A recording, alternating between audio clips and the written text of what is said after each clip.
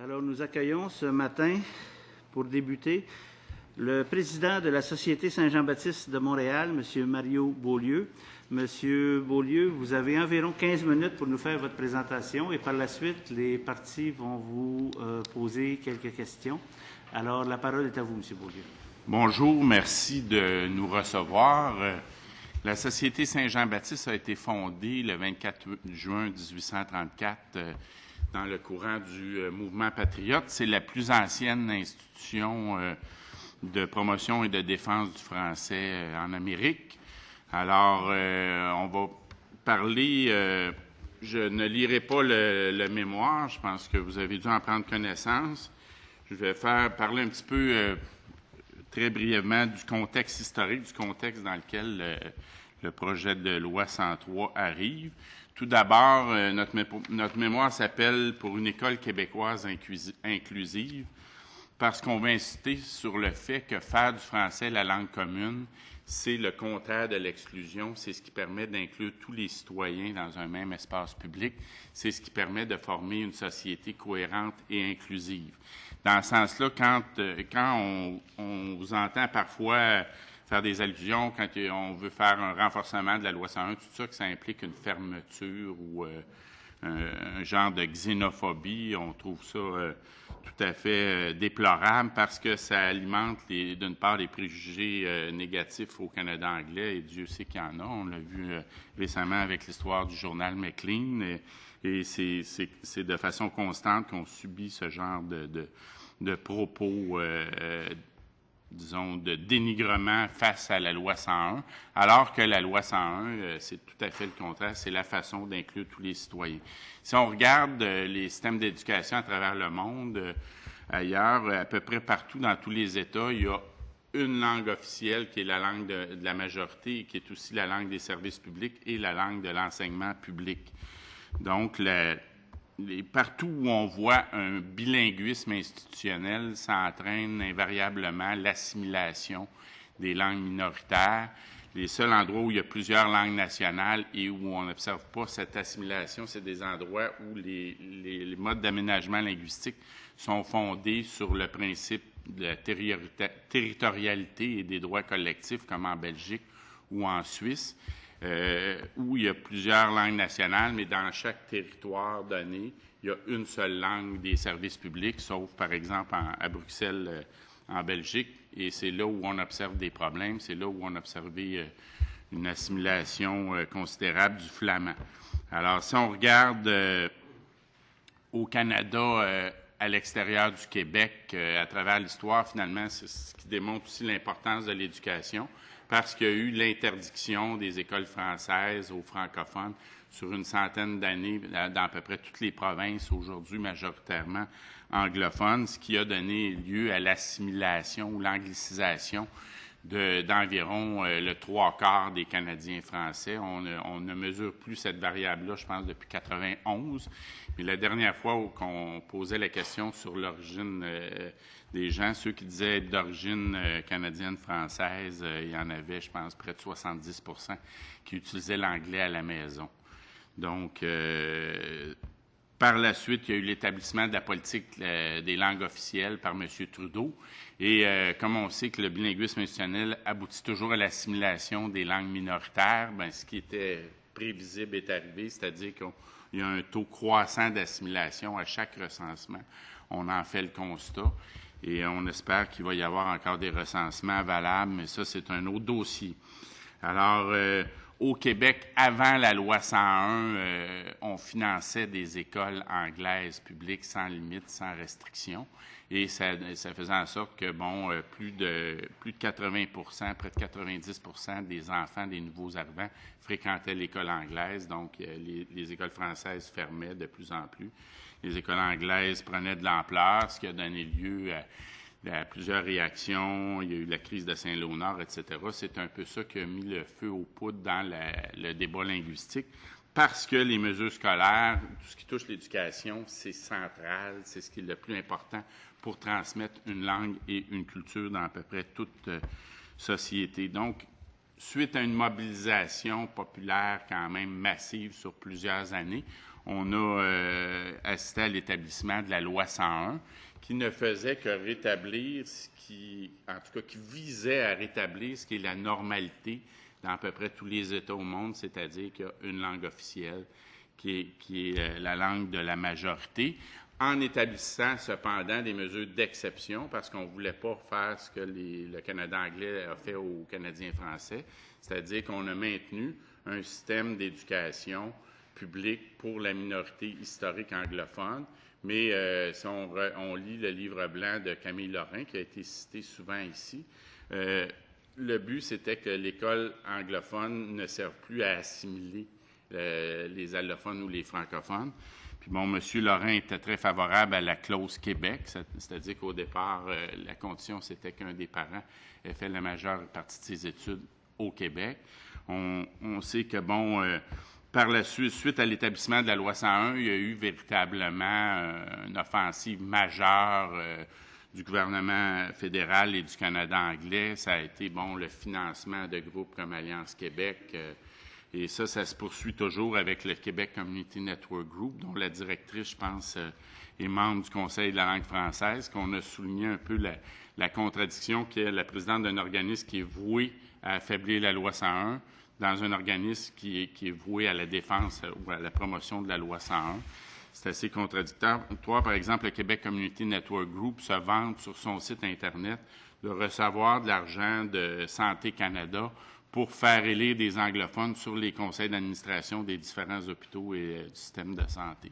Donc, on voit aussi que ça aura des effets concrets. Il y a des hôpitaux, comme par exemple le Centre de réadaptation, l'Institut de réadaptation de Montréal, qui a fait une demande pour obtenir un statut bilingue suite à la fusion avec l'Institut Lindsay. Puis bon, ça résulte beaucoup aussi de ce qu'on a appelé dans le mémoire le court-circuitage constitutionnel.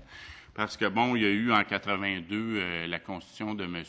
Trudeau qui l'a imposé la Charte canadienne des droits et libertés en rapatriant l'acte de l'Amérique du Nord britannique sans le consentement du Québec. Alors, on a vu 9 provinces anglophones avec le concours du gouvernement fédéral majoritairement contrôlé par des gens de langue anglaise, avec l'appui d'un gouvernement de langue anglaise à Londres, rapatrier une constitution qui se trouve à être finalement un bon pour défaire la loi 101 graduellement, et c'est ça qui est arrivé à travers l'histoire.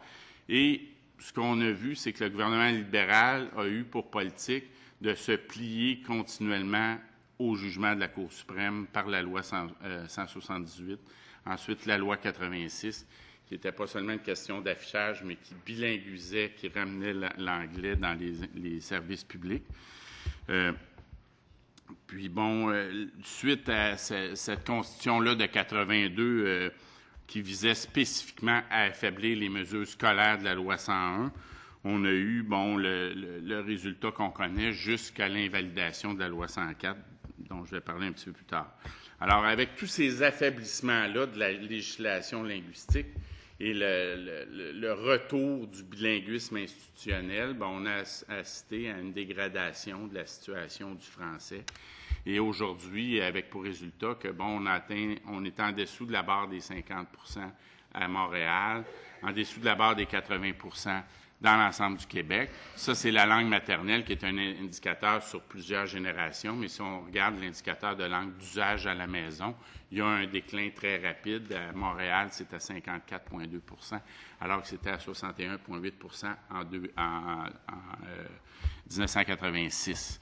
Alors, puis ce déclin-là est causé en partie parce qu'il y a eu un exode quand même considérable de la population anglophone depuis quelques années, qui peut être dû à toutes sortes de facteurs, ce qui est déplorable de toute façon, et un exode des immigrants, des nouveaux arrivants ou des allophones qui sont anglicisés.